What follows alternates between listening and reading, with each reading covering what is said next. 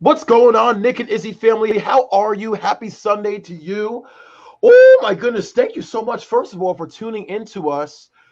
Can you believe that like Monday's tomorrow? Oh, it's gonna be okay though. It's gonna be okay. I know the weekends go by so quick, right? It's It's just maniac. like, I feel like sometimes it's just like we get to like Friday and we're like, yeah, and then 2 days goes by and we're like, whoa, we're back at it again. But it's all good though. But we actually wanted to come on today because we heard some devastating news a little bit earlier. Well, And by the way, I'm actually with one of my favorite, actually two of my favorite people, Kyle Hirshon, and also one of my other brothers who's actually my lovely co-worker. Well, both you guys are my co-workers, but he's also my lovely co-host, Nick Morgerson. And how are you guys doing today, by the way? I am very tired. I just came home from overnight, and Nick can attest to how much I was complaining of how tired I was. you and your caffeine pills, but that's another story for another day. But you were on a 12-hour shift. I work 9 to 5. So, yeah, the two of us are tired. But before we get to the news, 2020 has been a real shithole when it comes to deaths, hasn't it? It really has. It really has been, guys. I mean, we have lost so many people, unfortunately, this year. And I mean, it's almost like it's a back-to-back kind of situation, too. You know, it's like first we had Kobe Bryant that passed away earlier in the year due to a really horrible tragedy that happened in the airplane. And then we had Chadwick Boseman that passed away. We had Regis Philbin. We had so many people this year that and people that we just love to watch so much that unfortunately transitioned. And gosh, I mean, between like the COVID stuff and then this everything else, this year has to end. I mean, I don't know about you guys, but like, I mean, I'm ready to go into 2021 with a good vibe, feeling good. And I'm all with I don't know you. what else to say about this year. It's just been, and you know what's so crazy? We still have another like month and a half. And for some crazy reason, guys, it feels like this year just never wants to end with all the craziness that's really happening, right? Yeah, I feel you. Like it's an absolutely nuts, and just by the biggest of the names that we've heard, some of these household names, of course, like Eddie Van Halen, Ruth Bader Ginsburg. I mean, those names you wouldn't think they would be gone at this time. I mean, we're used to seeing celebrity deaths. It happens. It's a form of life. I mean, when we get to New Year's, we read off all the names at the end of the year, which, by the way, New Year's is never going to be the same this year due to not having anything in Times Square or for Christmas or the holidays, for all we care. Like, it's going to be weird because we're going to start our holiday schedule soon at WABC in New York, where we work.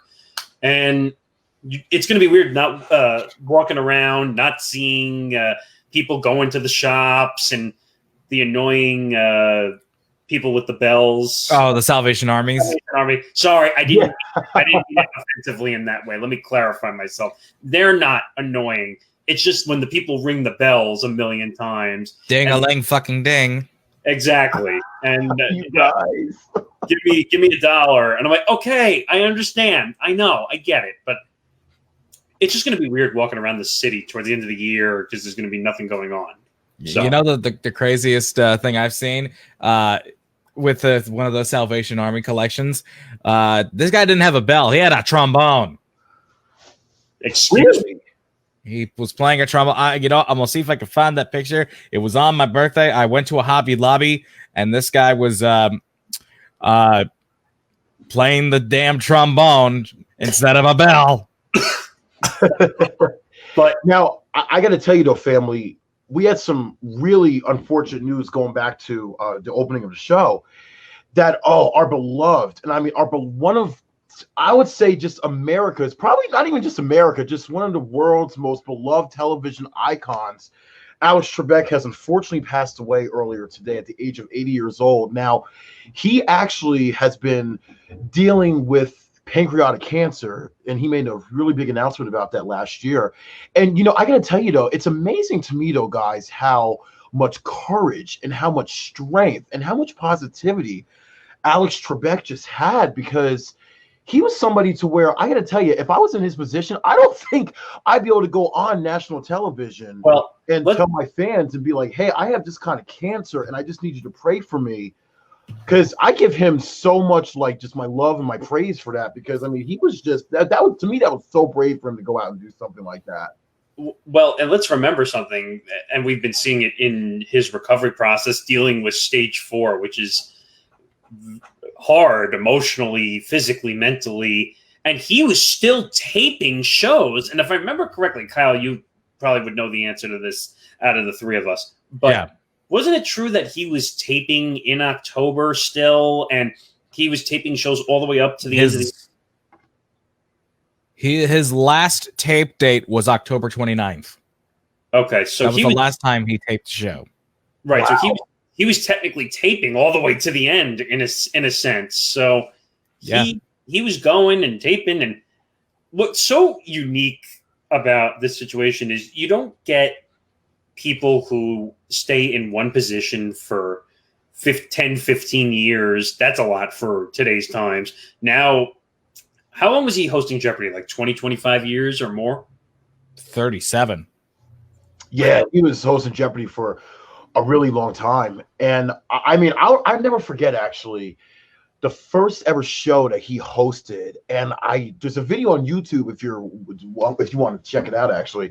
It's really cool. And he does look a little bit different because, like, he was a little bit younger, so he had, like, the black hair. And I started looking at that, and I was just like, that can't be AlexTrebek, because I'm so used to looking at him, with the way he looks now, like, just a little older and stuff. And I was just like, because I've been watching Jeopardy, guys, since I was like 5 years old, even though, like, when, the questions would come up, I wouldn't know anything about them really. And I would always say to myself, how do those people end up winning this game? Because I would be like one of the worst contestants on that show, because I would be on there and they'd be asking me all kinds of questions like, what is the name of this city from 1978?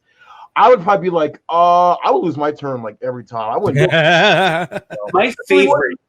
My favorite was those weird like word association where you had to like fill in the blanks based off of it's based off this wording, and then they have to like connect it with something else. And I'm like, wait, how the heck do they come up with something like this?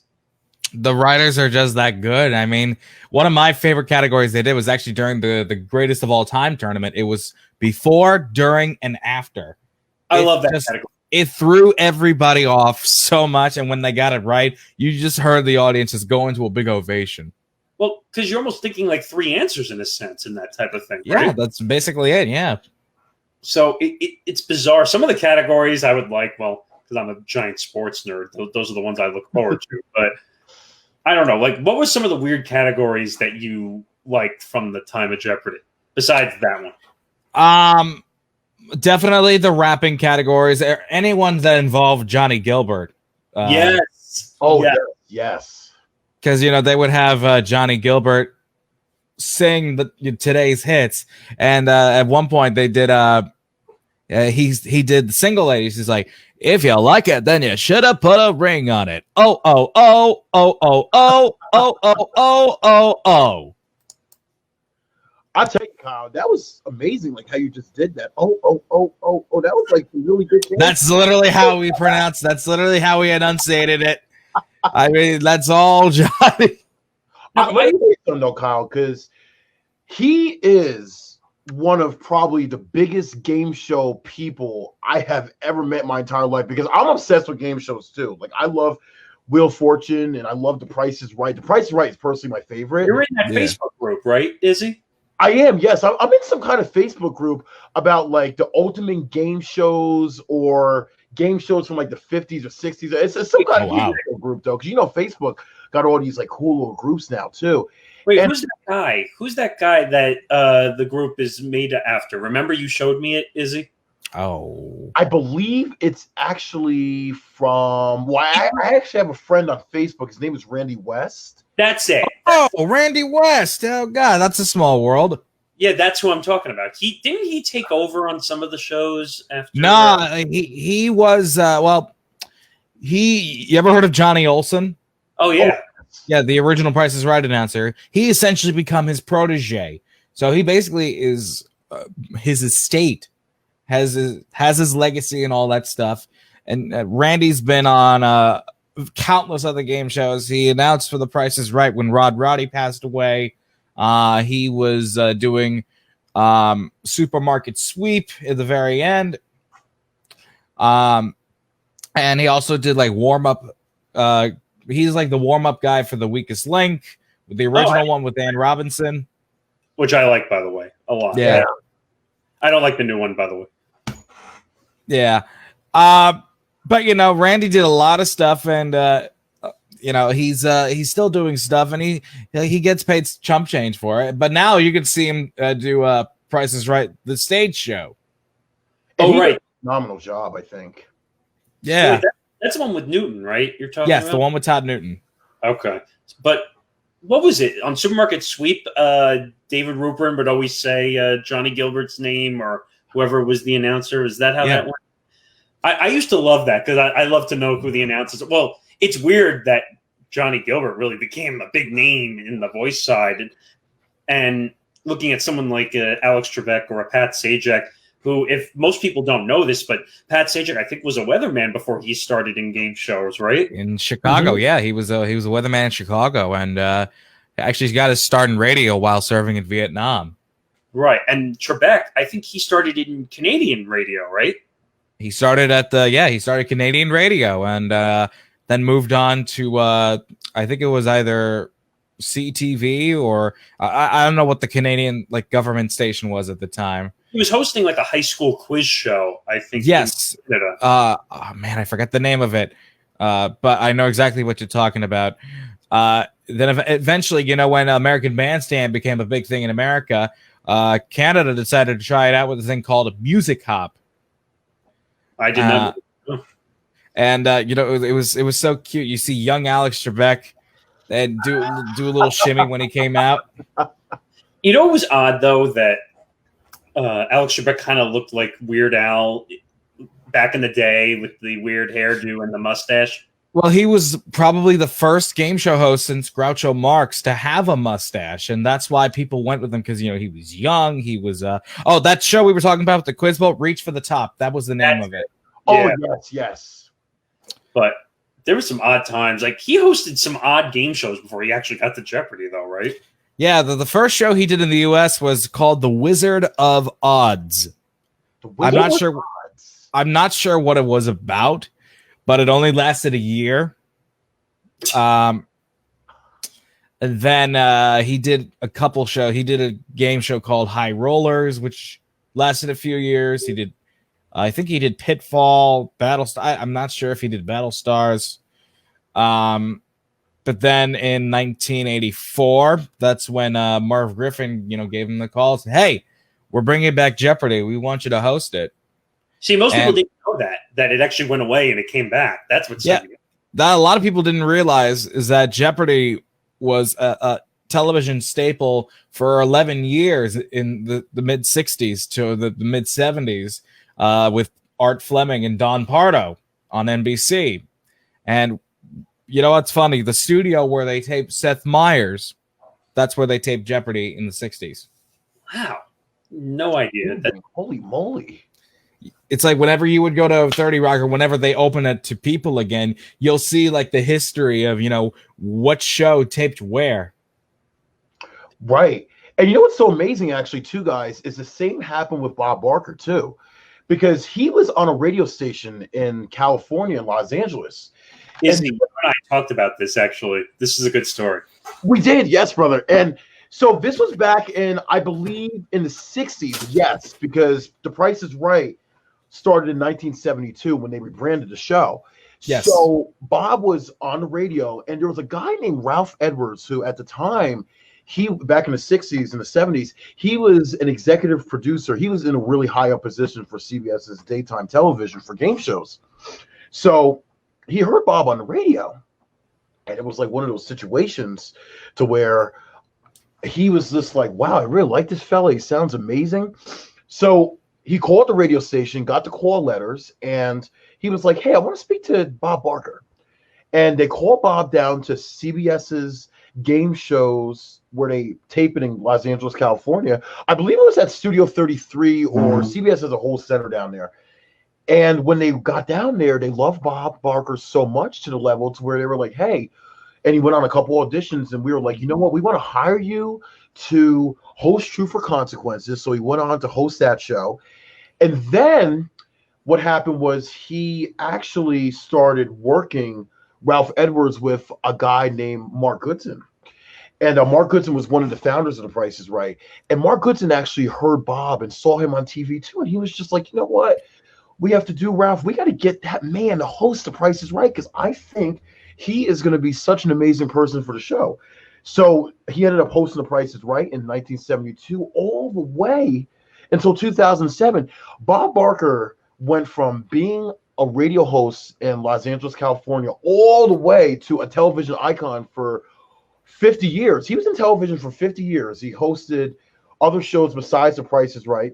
And nobody could separate him from the skinny mic. I love it. Oh my gosh, Kyle, that's freaking amazing.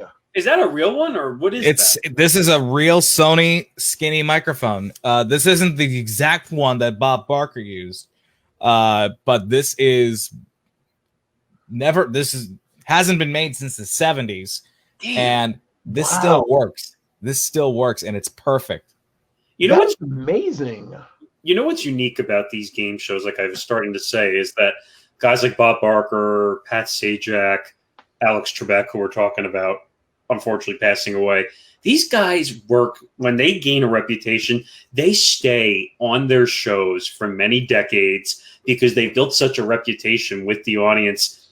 People would sit down and watch Jeopardy, 7 p.m. Eastern on ABC, and they would just sit and watch and try to guess the answers, and he would make it fun. And sometimes he would joke with the contestants and the audience. And I don't know. What do you think were some of his shining moments? You would know this, Kyle. Trebek, obviously. I think one of his favorite moments was definitely Ken Jennings' streak. Yeah.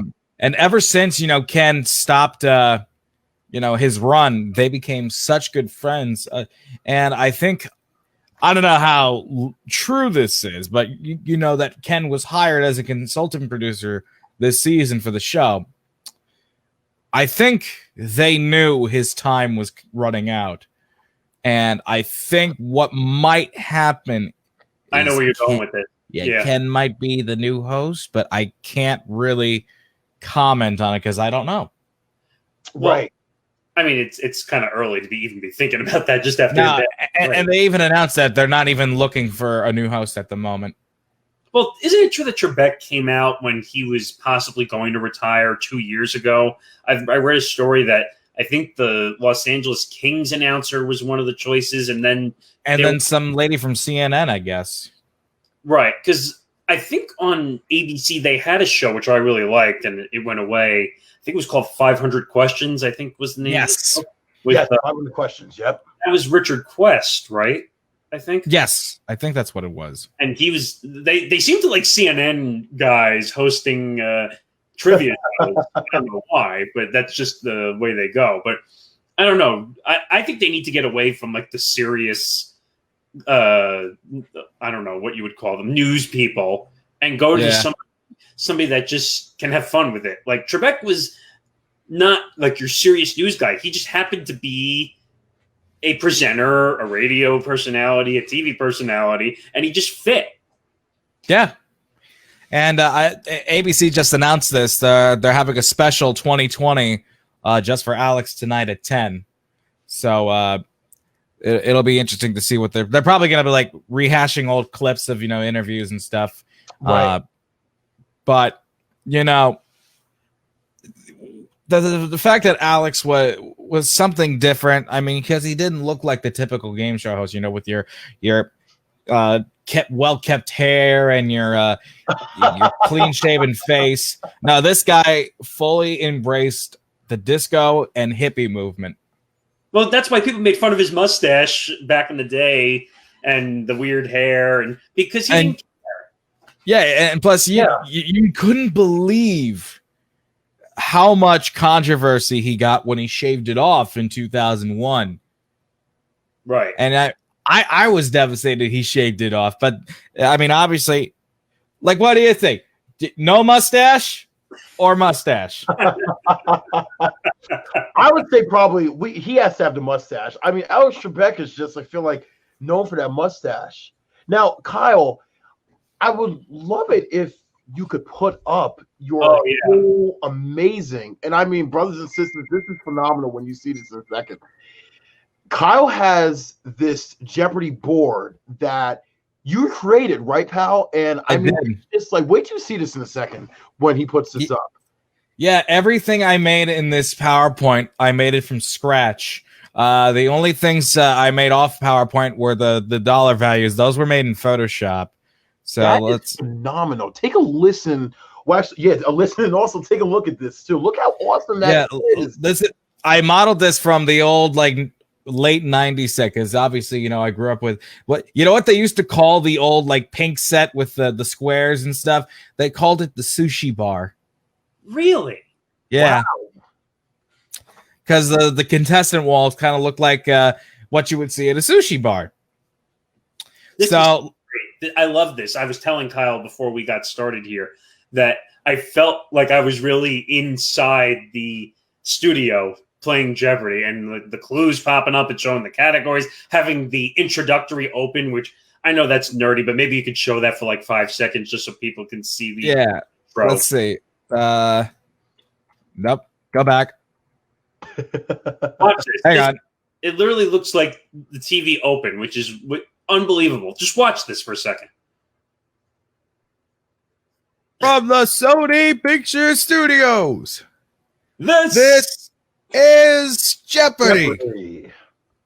And that's what's so great. You nailed that to a T, getting that the way it needed to be.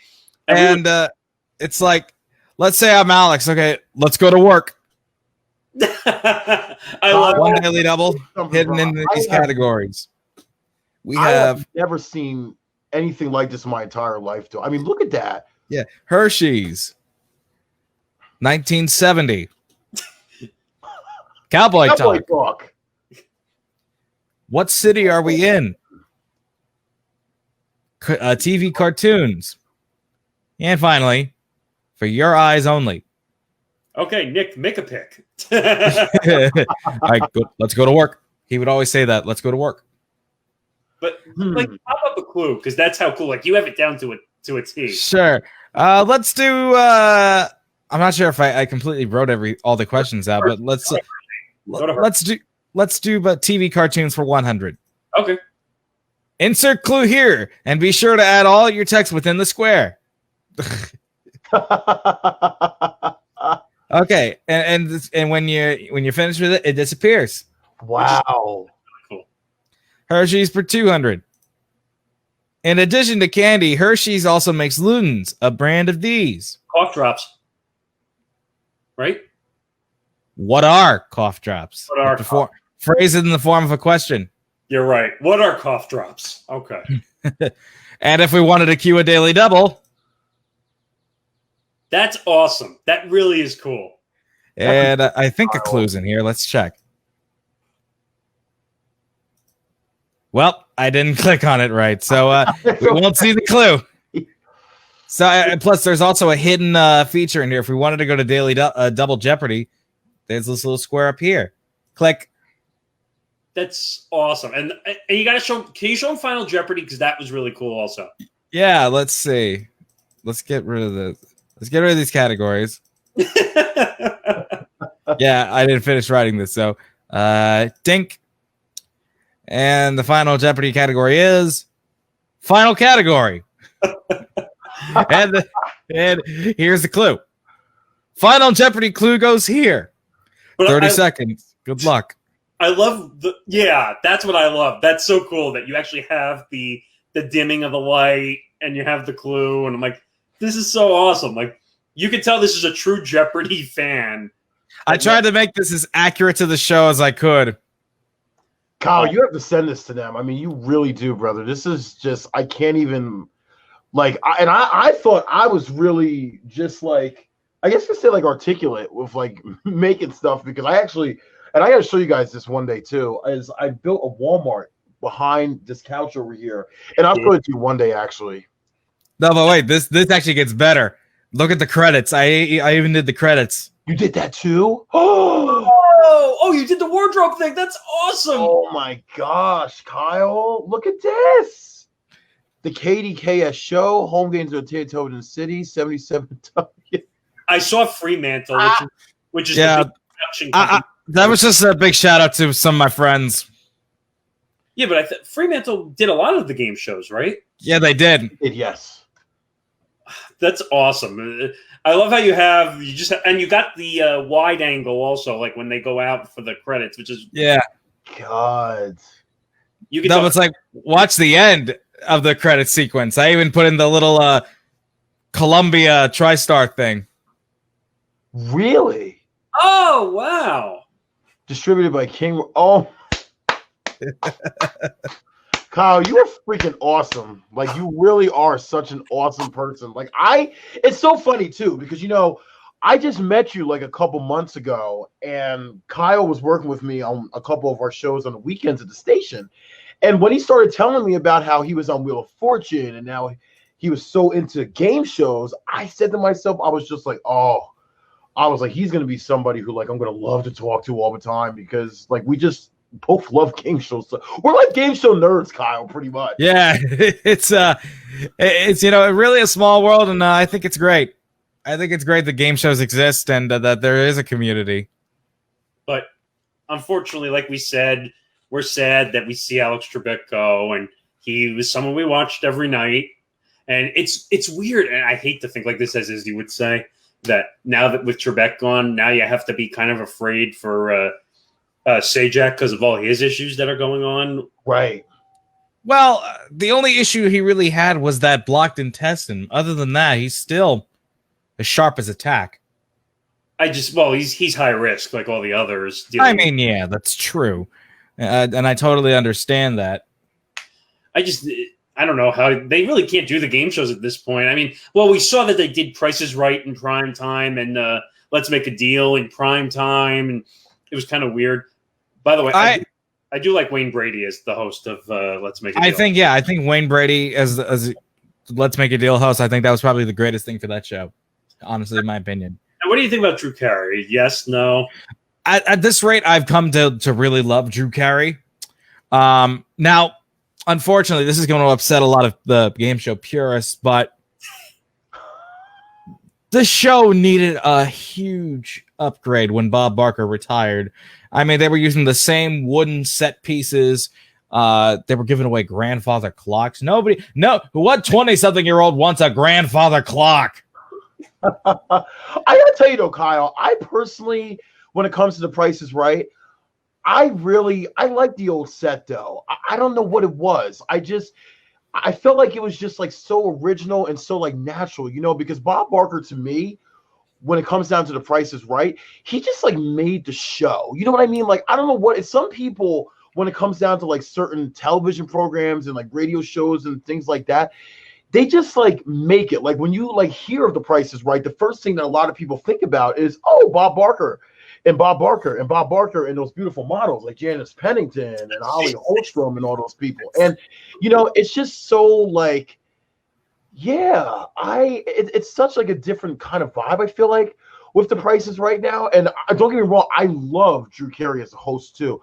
I think Bob Barker's always going to have that seat as like the ultimate host for the show. Hence why they named the studio after him. Right. And I mean, I thought that was like just phenomenal, brother. And I see what you mean though, Kyle, how it needed like an upgrade. But I personally, like, I remember like the first week that Drew Carey hosted, I loved how they still had like that beautiful light border around the TV screen. Yeah. Watermark at CBS. I love that. I wish they would have kept that same light border from 2000 all the way to 2007 till now, because I just feel like that show has so much great history to it, to the level to where it's like, yeah, I mean, we just have to really like I feel like remember it from what it was like back in, the 2000s and 2005, because I really like how they changed it from, because remember when they had like the Hollywood turntables and then they changed it to like the pink. I just feel Price is Right should have kept all that stuff too, but it was also like different in that sense as well, because they had different people like running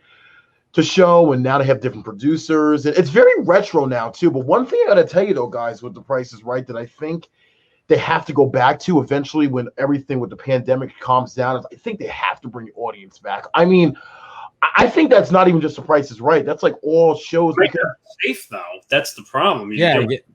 Exactly. I mean, you need to make it safe.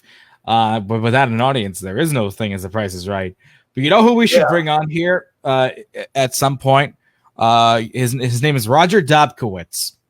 He was one of the producers for The Price is Right from 1984 to 2009. Yes, I remember Roger. He was Bob Barker's right-hand man.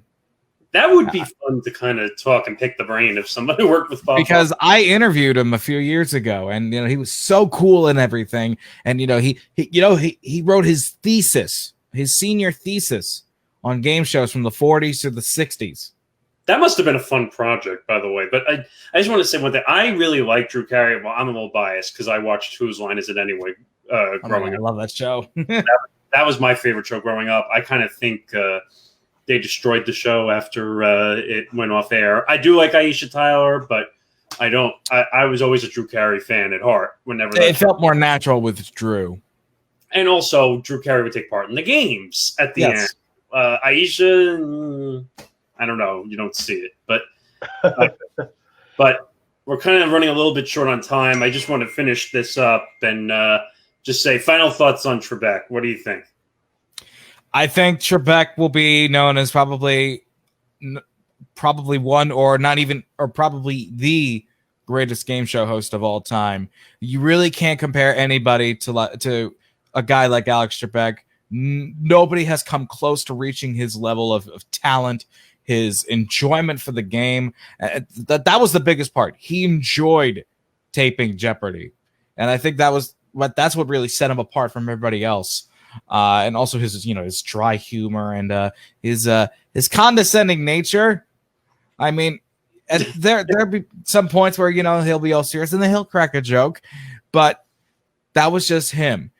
And if you haven't done so already, I highly recommend you get his memoir. The Answer Is. That was the new book that just came out, right? In July, yes. I think it's a really great book, and I really think you should definitely give it a read so you get a bit more understanding of what his life was like getting to this big thing with, coming to the United States for the first time, hosting these smaller game shows in America, and then getting the big break with Jeopardy. I'll leave off on this. I actually was talking to Trebek's PR people. We were trying to get him on John Batchel's show, which is one of the shows that I work on there. Right. And it just kind of fell apart at the last minute, but they were really nice people and unfortunately passed away. So obviously you can't do anything, but what are you going to do? But all right, Izzy, I think you and I got to get out of here. We have stuff to do. I just wanted to come on and do this because I thought it was a unique story and situation, right? It was, yeah, no, definitely, brother. I mean, I personally think Alex Trebek's going to go down as, like you said, Kyle, one of the greatest game show hosts of our time. And you know what's amazing too, though? It's like what you were saying too, pal, about how he loved the game. And I feel like that's also with everyday life when it comes down to the work world. I mean, if you love your job, they always say that you never work a day in your life, though. And I think that makes a huge difference when you're really, really into whatever you're doing. And especially if you're doing it for a living. I mean, that makes it even more like, I mean, it can't get any better than that, right? Right. But yeah, he's going to definitely go down as somebody who is just one of the top people in television, I believe. And I actually think that they should rename Jeopardy Studio after him, just like they did for Bob Barker. Right. Yeah, I think so. I really think they should dedicate Stage 10 over at Sony Studios to him. I really think they should. All right. So we just wanted to come on here. We wanted to say rest in peace, Alex Trebek. We'll miss you. We're used to that in our childhood. And hopefully we'll get to see some of those old shows. Hopefully they put them back on TV. So I'm sure they probably will, too. Yeah. So for Kyle Hirshon, that's Izzy Richardson. I'm Nick Morgan. This is Nick and Izzy. Catch us whenever we're on. And follow us at Nick and Izzy Show on Facebook, at Nick and Izzy on Twitter. And Kyle, give your handle quickly. I'm K Hirsk on Twitter. Okay, so for three of us, we say goodbye for now, and we'll see you later on sometime. Have an amazing night, brothers and sisters. Just remember, #IsHeLive.